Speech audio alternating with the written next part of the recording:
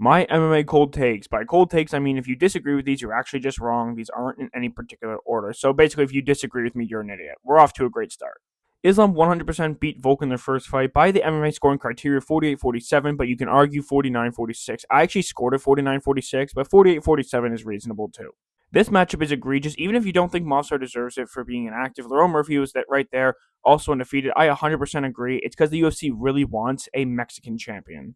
Wins in the modern era rank higher than wins 5 years ago when comparing resumes. I kind of disagree because you have to compare based on the era that they fought in. At the time, certain fighters were the best that they had at the time and were considered elite for the time. So you have to compare based on era. The goat of any sport can't be a proven drug cheat, especially when the sport is as dangerous as MMA. You know my stance on this. 100% agree. Although the UFC is growing, they need to start promoting fights and specifically their best fighters a lot more. Yeah, their promotion has sucked. It's been bad.